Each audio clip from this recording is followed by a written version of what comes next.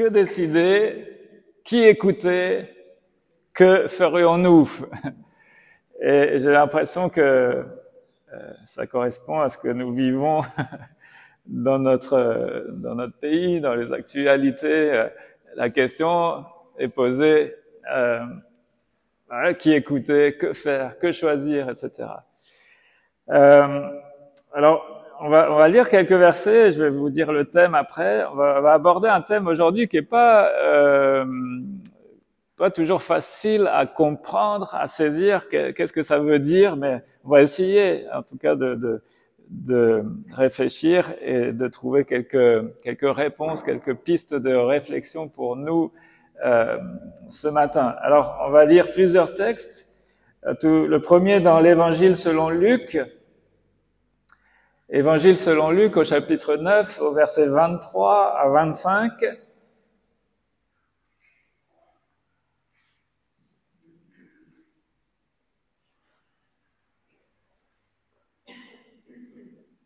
Jésus qui parle ici, et il dit à tous, si quelqu'un veut être mon disciple, qu'il renonce à lui-même, qu'il se charge chaque jour de sa croix et qu'il me suive. Car celui qui voudra sauver sa vie la perdra, mais celui qui la perdra à cause de moi la sauvera. Que sert-il à un homme de gagner le monde entier s'il se perd ou se détruit lui-même? Amen. On va rester là. On va lire ensuite dans Matthieu, Évangile selon Matthieu, chapitre 10, à partir du verset 34.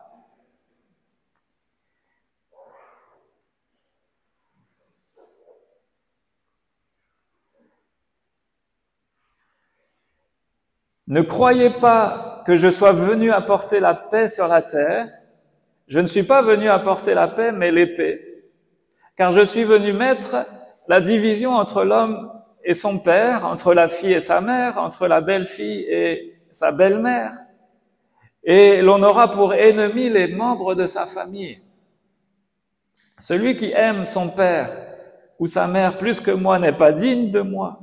Et celui qui aime son fils ou sa fille plus que moi n'est pas digne de moi. Celui qui ne prend pas sa croix et ne me suit pas n'est pas digne de moi. Celui qui conserve sa vie la perdra, et celui qui perdra sa vie à cause de moi la retrouvera. Amen. Amen. On lit ensuite encore deux textes. Dans Matthieu chapitre 16 au verset 25, donc un peu plus loin. Matthieu 16 au verset 25, il est dit, en effet, celui qui voudra sauver sa vie la perdra, mais celui qui la perdra à cause de moi la retrouvera. Et puis enfin, on lit dans l'Évangile selon Jean, au chapitre 12, au verset 23. Jean, chapitre 12, verset 23. Jésus leur répondit, l'heure où le Fils de l'homme va être élevé dans sa gloire est venue. En vérité, je vous le dis, si le grain de blé tombé en terre ne meurt pas, il reste seul, mais s'il meurt, il porte beaucoup de fruits. Celui qui aime sa vie la perdra, et celui qui déteste sa vie dans ce monde la conservera pour la vie éternelle. Si quelqu'un me sert, qu'il me suive. Et là où je suis, là aussi sera mon serviteur. Si quelqu'un me sert, le Père l'honorera. Maintenant, mon âme est troublée. Et que dirais-je? Père, délivre-moi de cette heure. Mais c'est pour cela que je suis venu jusqu'à cette heure. Père, révèle la gloire de ton nom. Une voix vint alors du ciel. J'ai révélé sa gloire et je la révélerai encore. La foule qui était là et qui avait entendu disait que c'était le tonnerre. D'autres disaient, un ange lui a parlé. Jésus reprit la parole. Ce n'est pas à cause de moi que cette voix s'est fait entendre. C'est à cause de vous. Amen. Alors, dans tous ces textes, il y a un point commun. J'espère que vous avez relevé. il est parlé, on a lu ces expressions de renoncer à soi-même, de prendre sa croix, de perdre sa vie. Celui qui perdra sa vie à cause de moi, Jésus dit. Il est parlé du grain de blé qui doit mourir. On va réfléchir ce matin à la mort à soi-même. Mourir à soi. Et on voit que c'est répété. Vous avez vu comment c'est répété dans tous les évangiles. Par chaque évangéliste nous rapporte, chaque écrivain des évangiles nous rapporte ces mêmes faits, ces mêmes paroles. Et quand il y a un thème qui est répété dans la Bible, on sait que c'est quelque chose d'important. On sait que Jésus veut que l'on comprenne ces choses. Donc 6 fois dans les évangiles, Jésus enseigne sur la nécessité de mourir à cause de lui. Mais de quoi Jésus veut-il parler? Qu'est-ce que ça signifie? Parce qu'évidemment, ce n'est pas à prendre au sens propre. Jésus ne veut pas que l'on meure au sens propre du terme. Mais de quoi nous parlent ces expressions, ces différents contextes dans lesquels Jésus nous donne ces directives de prendre sa croix, de perdre sa vie, de mourir à soi. Qu'est-ce que ça veut dire? Eh bien, en fait, cela nous parle de manière très générale, mais de lâcher prise. Lâcher prise. Jésus va évoquer ici le choix des valeurs de l'évangile, les valeurs de l'évangile face à un entourage hostile au message de l'amour. Jésus parle ici de la renonciation à soi-même. Mourir à soi-même, c'est renoncer à soi-même. Renoncer à ses ambitions propres, personnelles. Renoncer à toutes sortes de choses. Renoncer à soi-même pour entrer dans ce que Dieu veut, lui. Et c'est pas facile, et il faut comprendre aussi toutes les implications que cela peut avoir. La renonciation à soi-même et à l'autocentrage. Vous savez, il y a un défaut qui est propre à chacun de nous, à l'être humain, c'est tout est centré sur nous. L'égoïsme, le nombrilisme. Mais c'est une tendance naturelle, pour pas dire charnelle, issue du péché. Mais on a tous cette tendance-là. Le problème, c'est que le diable, lui, va exacerber cela. Et on le voit aujourd'hui. Mais nous, en tant que disciples, on doit veiller à ces choses-là. Le fait de sortir de la dimension de tout est centré sur moi, de tout est focalisé sur nos besoins à nous, nos ambitions à nous, notre place, notre rang, tout nous. Moi, je. Sortir de ce modèle-là de schéma, de pensée, d'attitude de vie. Sortir donc renoncer à soi-même pour se tourner vers l'amour, en fait. Pour se tourner vers l'amour. Et évidemment, l'amour, c'est l'amour du prochain et l'amour de Dieu. Sortir de l'amour de soi, en fait, même si, attention, on doit s'aimer soi-même. On doit aimer les autres comme on s'aime soi-même, mais on doit sortir de cet amour de soi, de cette idolâtrie de soi-même, en fait, pour se tourner vers l'autre. Et c'est vraiment, c'est pas facile, c'est pas c'est pas naturel, c'est pas quelque chose que l'on fera par nous-mêmes. Il faut vraiment l'œuvre du Saint-Esprit en nous pour changer cette manière de voir. Sortir donc, renoncer à soi-même et à l'autocentrage, au nombrilisme, à l'égoïsme, pour se tourner vers l'amour. De la même manière que Jésus meurt sur la croix pour ressusciter, Eh bien, le disciple de Jésus-Christ doit aussi connaître une mort à soi-même, une mort symbolique à soi-même afin de renaître. Parce que s'il y a la dimension d'une mort, mais il y a aussi la dimension d'une résurrection pour renaître en tant qu'homme nouveau. Et là, il y a toute la dimension, évidemment, de la nouvelle naissance, d'un cœur nouveau, un esprit nouveau, un changement total de pensée. Mais c'est ce que Jésus veut créer en nous, hein. Mais un changement là de paradigme, un changement de conception. Et c'est pour ça que Jésus emploie des images, on va y revenir, mais qui vont à l'encontre même de la logique humaine. Ça va totalement à l'opposé. Et c'est volontaire que Jésus emploie ces images qui sont même parfois choquantes. On lit ces choses, on écoute Jésus, on se dit mais c'est choquant en fait ce qu'il dit.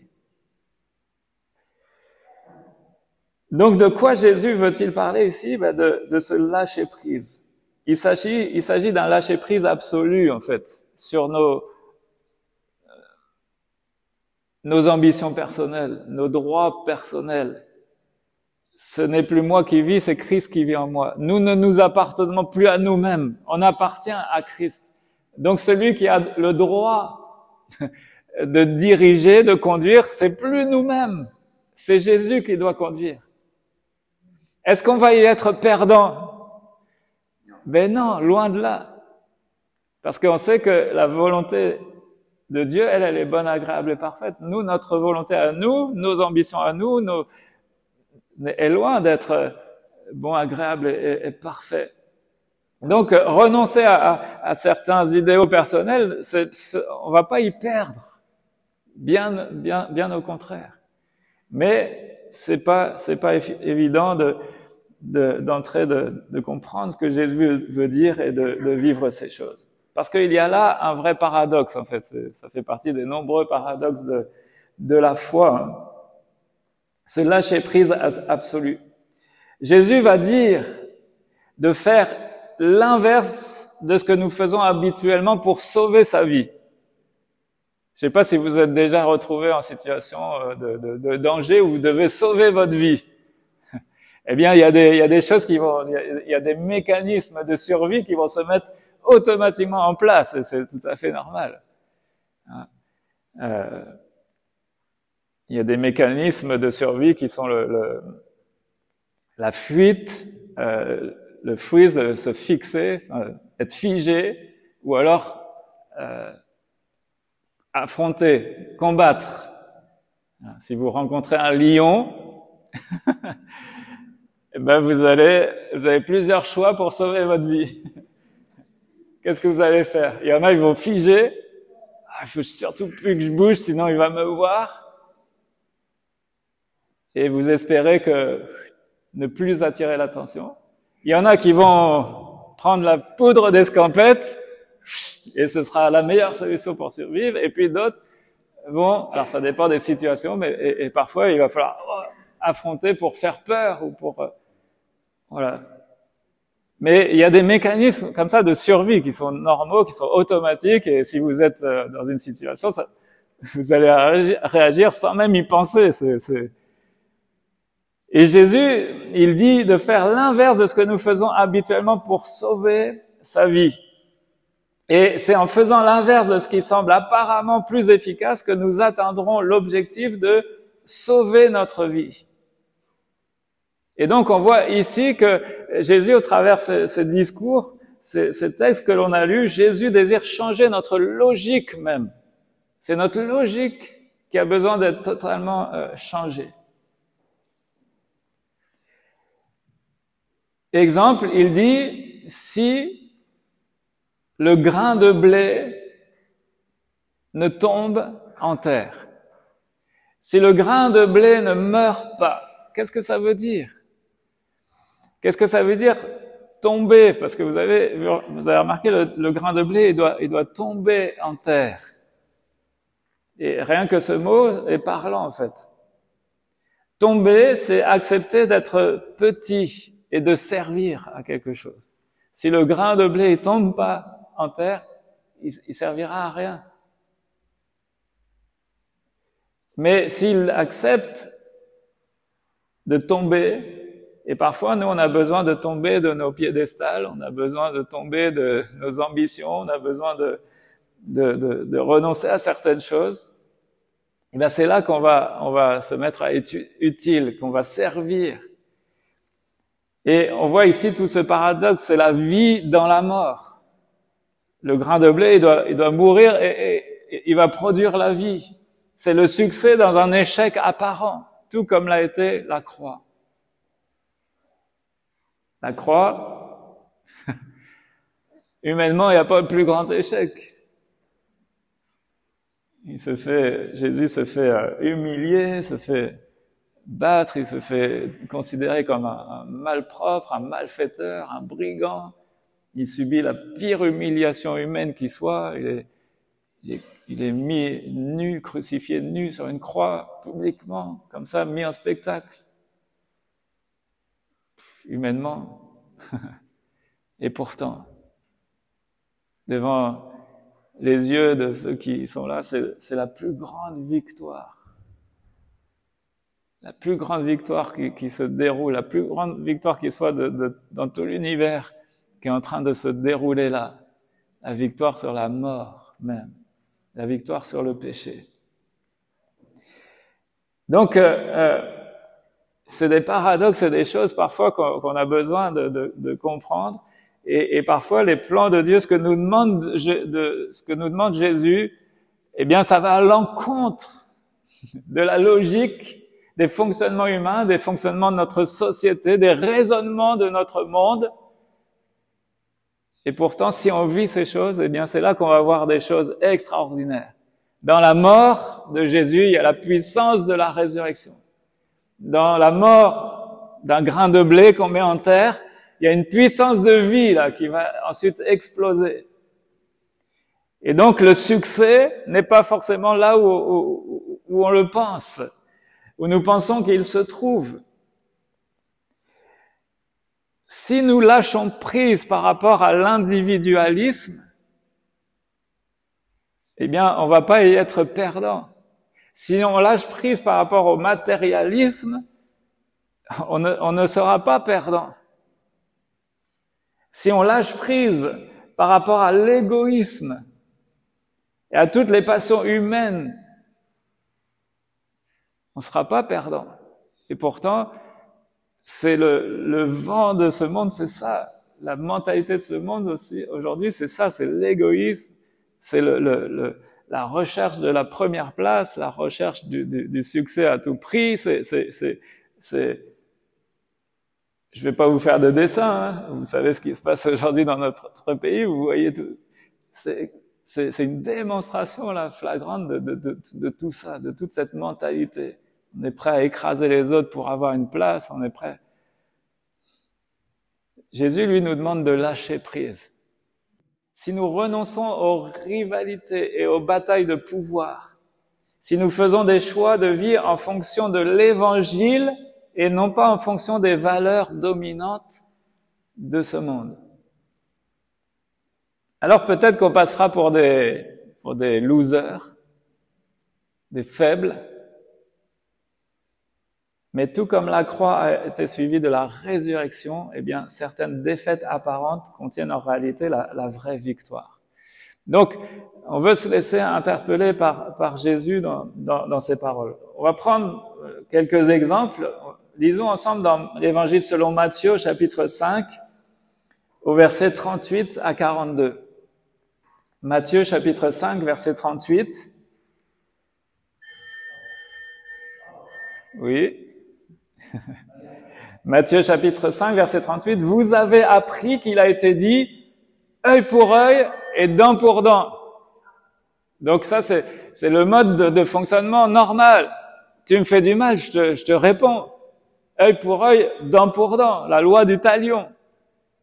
Mais moi, je vous dis, Jésus, voilà ce qu'il nous dit, mais moi, je vous dis de ne pas résister aux méchants, de ne pas tenir tête aux méchants.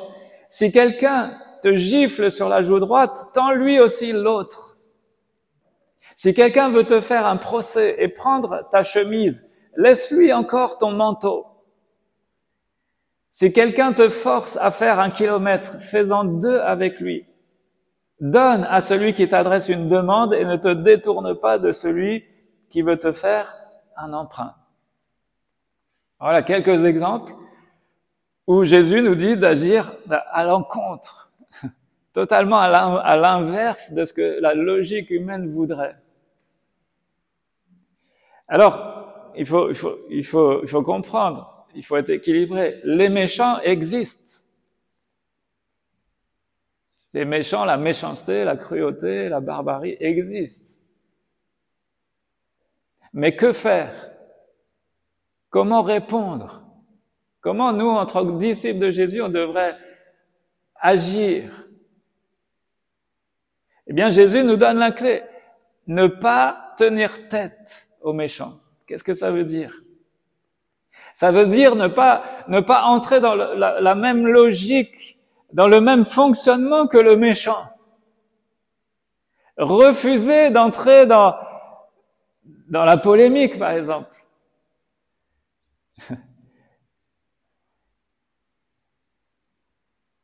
Éviter le procès d'attention. Et aujourd'hui, on sait que les débats sont, embrasés, sont passionnés. Et nous, comment on doit réagir au milieu de tout ça? Eh bien, on doit veiller à ne pas entrer dans la même logique de surenchère, de ne pas tenir tête. Et c'est pas évident parce que si vous avez un caractère comme le mien, eh ben, on a envie d'affronter. Moi, j'ai envie, si j'ai un caractère comme ça. Il y en a d'autres qui ont un caractère plus doux. Ils vont éviter le conflit. Mais moi, je suis pas comme ça. J'ai envie je vais confronter. Ça me dérange pas voilà. Mais c'est pas ce que Jésus nous demande de faire. Refuser la polémique, éviter les procès d'intention. Quand Jésus dit tendre l'autre joue, ça c'est pas très engageant quand même. On n'a pas trop envie de faire ça. Mais qu'est-ce que Jésus veut dire? En fait, c'est un symbole. C'est un symbole que Jésus nous donne. C'est une image, mais c'est un symbole tellement fort. C'est choquant. La parole de Jésus, elle est choquante. Qui de nous va tendre l'autre joue si on... Mais c'est un symbole tellement important. Ça veut dire accepter de perdre quand la perte à court terme peut apporter un gain à long terme ou à un autre niveau. Tendre l'autre joue, c'est refuser d'entrer dans la logique de l'autre. Tendre l'autre joue, c'est refuser dans la logique de l'autre qui est une logique de violence. Comprenez? Si l'autre, il vous a mis une baffe, excusez-moi l'expression, il est dans une logique de violence. Donc nous, qu'est-ce qu'on va répondre? On va répondre par un coup de poing? Logique de violence. Eh ben non. Jésus nous dit de renoncer. Là, il faut mourir à soi-même, là. Et donc, dans tous les débats passionnés qu'il peut y avoir aujourd'hui, eh bien, quelle est notre attitude à nous en tant que chrétiens? Jésus, il n'est pas en train de nous dire qu'il faut forcément s'écraser, mais il faut briser la logique de l'autre, en fait. Si c'est une logique de violence, de provocation, une logique de rejet, une logique de haine, eh bien, nous, on ne doit surtout pas rentrer là-dedans. Ça, c'est les pièges du malin. Et Jésus, on le voit dans ses manières de réagir, jamais il entre dans ce genre de provocation. Refuser d'entrer dans la logique de l'autre, une logique de non-violence. Quand Jésus dit, dans les textes qu'on a lus, haïr sa propre vie dans ce monde,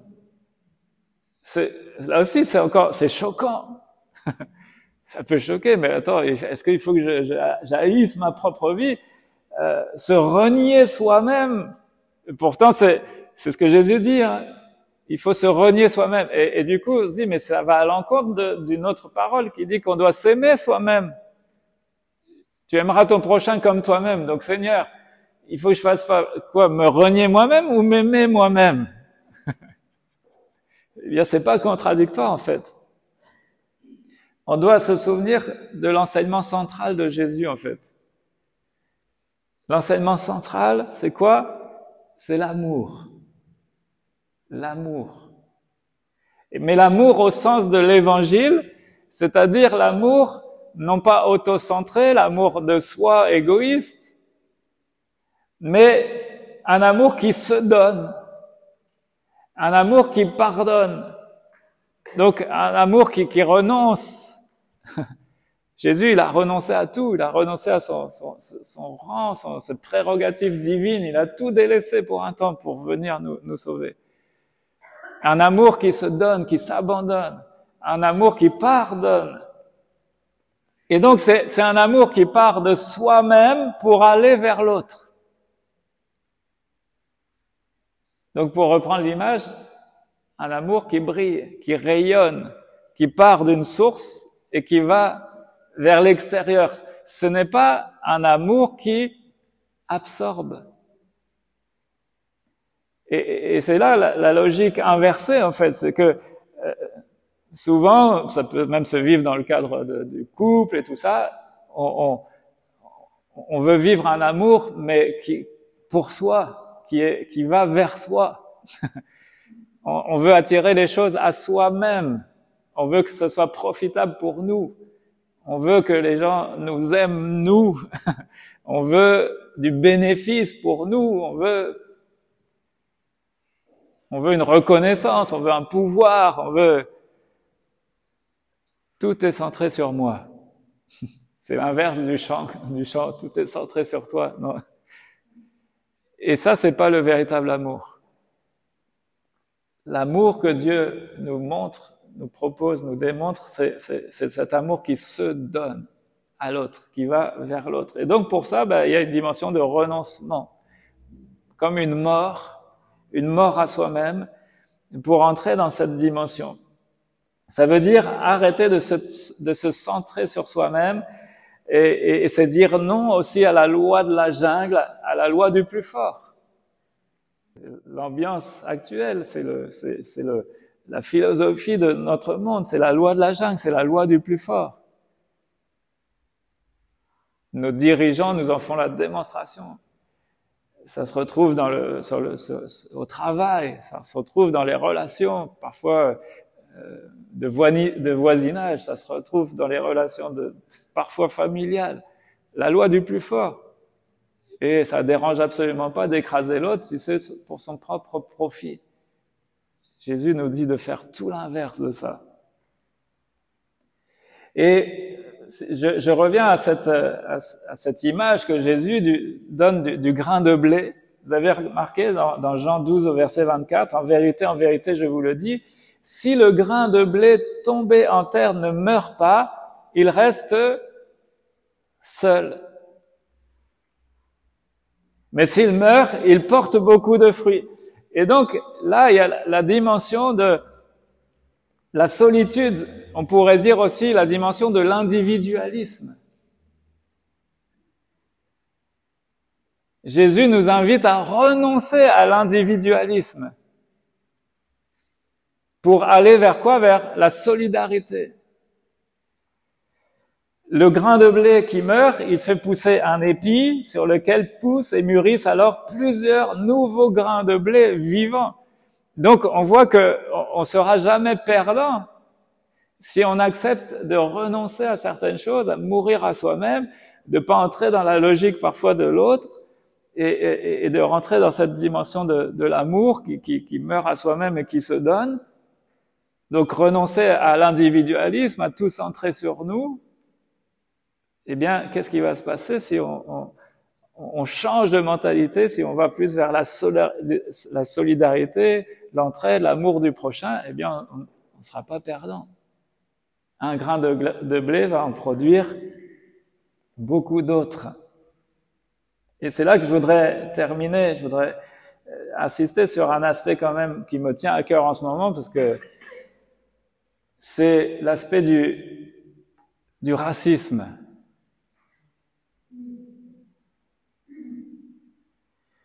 le racisme, la peur, le rejet et la haine de l'étranger. Comment est-ce que nous, on doit agir, nous, en tant que chrétiens, par rapport à ça?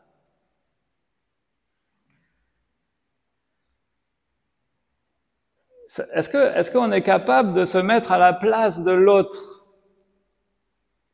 Est-ce qu'on est capable de se mettre à la place de celui qui est l'étranger? Celui qu'on va juger et considérer comme l'étranger. Celui qui peut-être il a quitté son pays en guerre, ou il a quitté un pays parce qu'il y a des famines, il y a des choses désastreuses qu'il est en train de fuir, des régimes autoritaires, totalitaires qu'il fuit. Est-ce qu'on se met à leur place?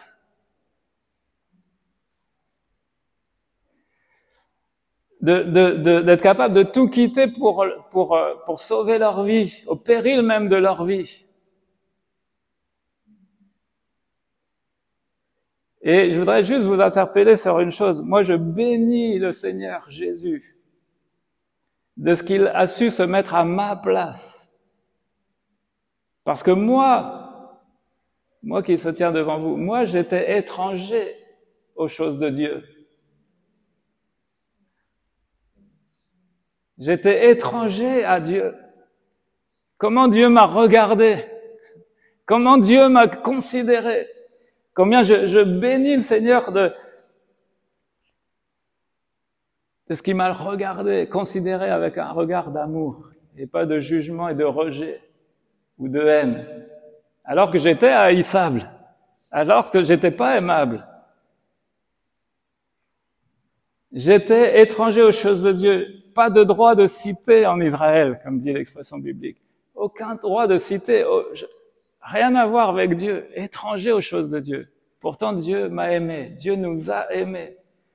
Alors que j'étais pauvre, aveugle et nu, comme le dit le texte de l'Apocalypse. Dieu nous accueille. Dieu ne nous rejette pas. Je bénis le Seigneur de ce qu'il s'est identifié à moi dans ma misère. En tant qu'étranger aux choses spirituelles. Il s'est identifié à moi, il m'a pas rejeté le Seigneur. Il s'est identifié. Il m'a aimé, il m'a accueilli. Il m'a restauré. Il a même investi en moi. Comme on peut le voir dans la parabole du Samaritain qui paye l'hôtellerie, qui paye le soin, Jésus, il a investi.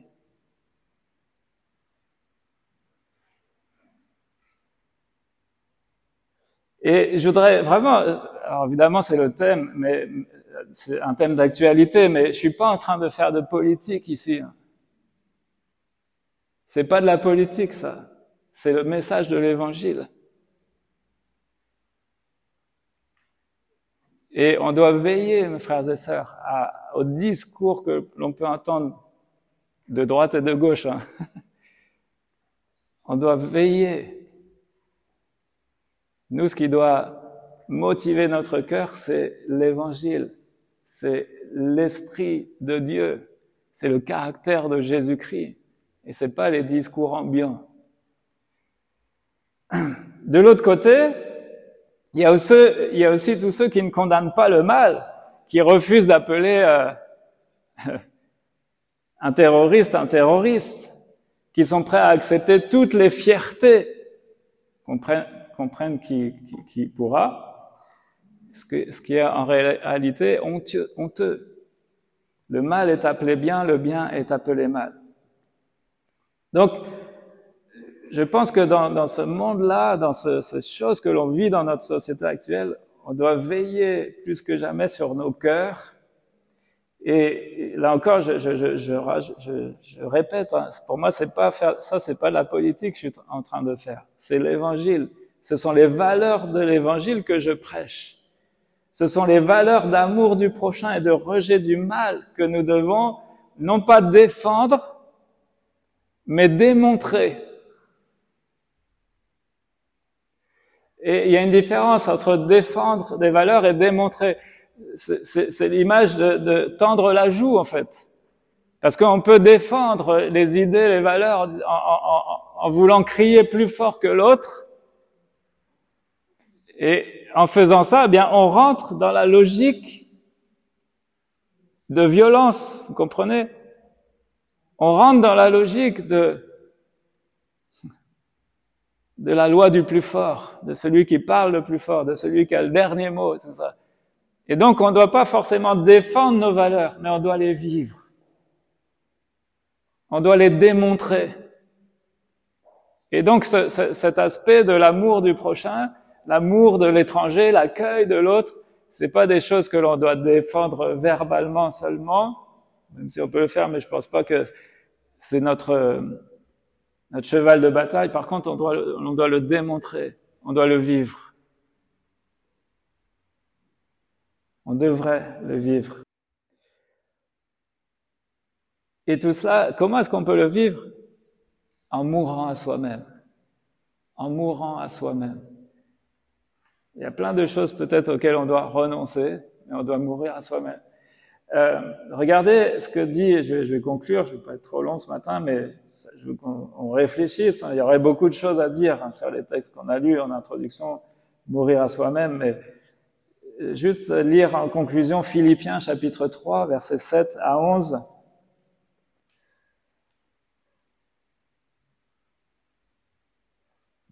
C'est Paul ici, c'est plus Jésus qui parle, mais c'est l'apôtre Paul qui s'adresse aux Philippiens, chapitre 3, verset 7. Il parle ici de tout ce qu'il pourrait mettre en avant pour se défendre.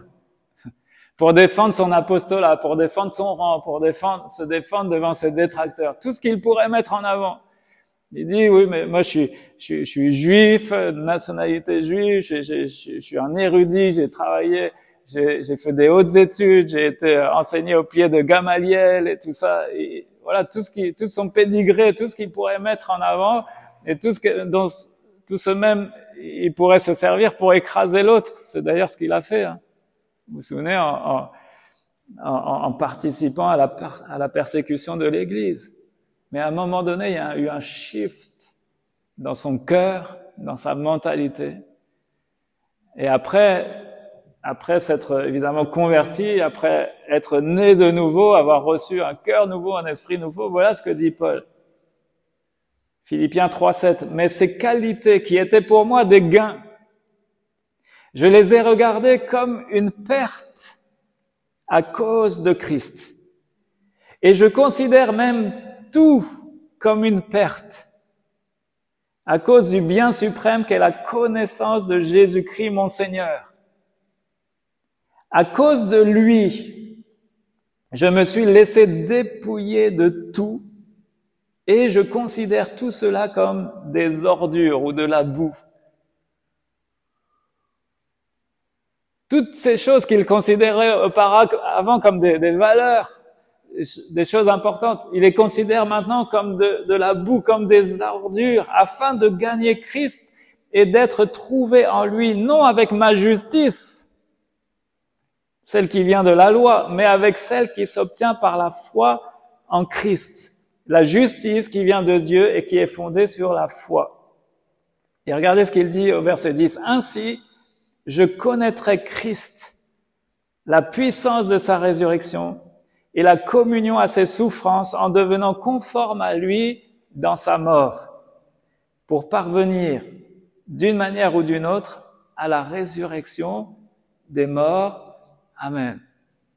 Donc, vous voyez, le changement là de mentalité qui s'est opéré dans le cœur de l'apôtre Paul, toutes ces choses dont il pouvait se servir et dont il était fier auparavant, c'était pour lui des gains, donc des choses précieuses pour lui. Bien maintenant, changement de valeur, changement de mentalité, et regarde toutes ces choses comme de la boue.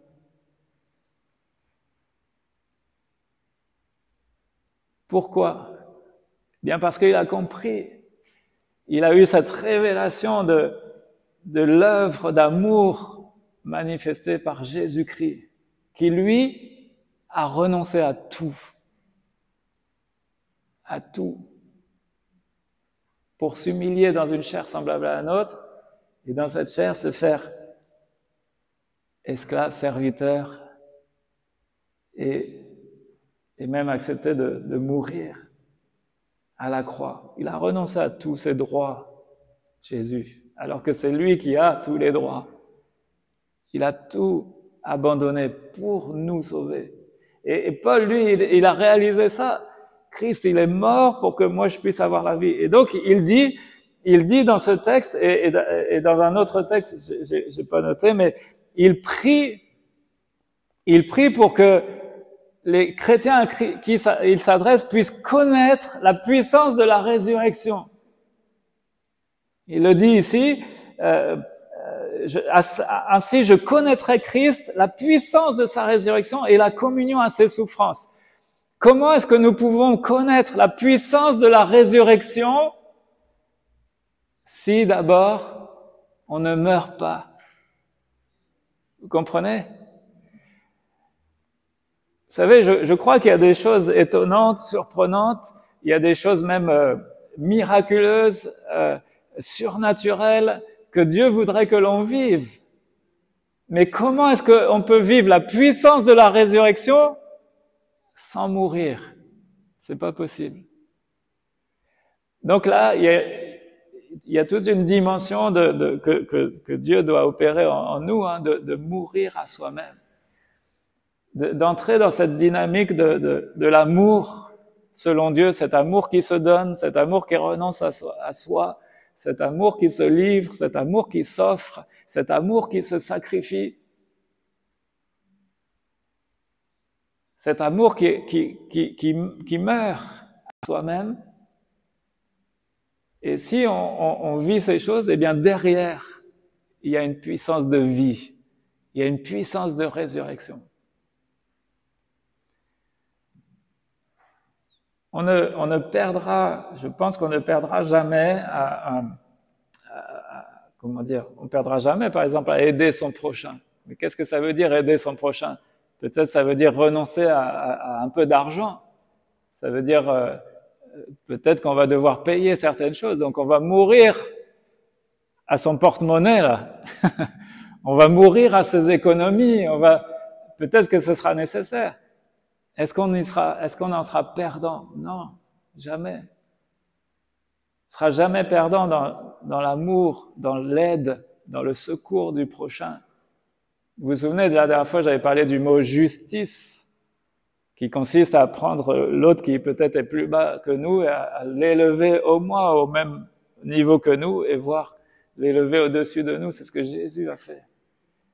Eh bien, ça fait partie de cet état d'esprit, état de cœur que nous devons avoir. Alors, je vais m'arrêter ici, mais je voudrais que l'on prie, et mon but c'était de nous sensibiliser ensemble à un peu cette mentalité, voilà tout ce qui se passe en ce moment, tout ce qu'on entend comme discours, tout ce qu'on entend comme avis différents, qui a raison, qui a tort, et donc nous, on doit être attachés aux valeurs de l'Évangile, hein, et demander à Dieu sa grâce pour ne pas être influencés par des mauvaises choses.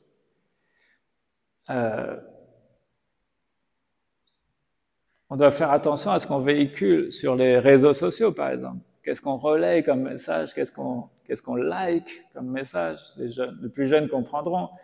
Qu'est-ce qu'on relaye? Il y a des messages, pour moi, qu'on devrait surtout pas relayer certains messages. Et pour ça, on a besoin d'être transformés dans nos pensées. Voilà, on prie le Seigneur qu'il nous vienne en aide. Le temps est court, mais il y aurait beaucoup d'autres choses à dire, mais je pense que le Seigneur veut nous parler, hein.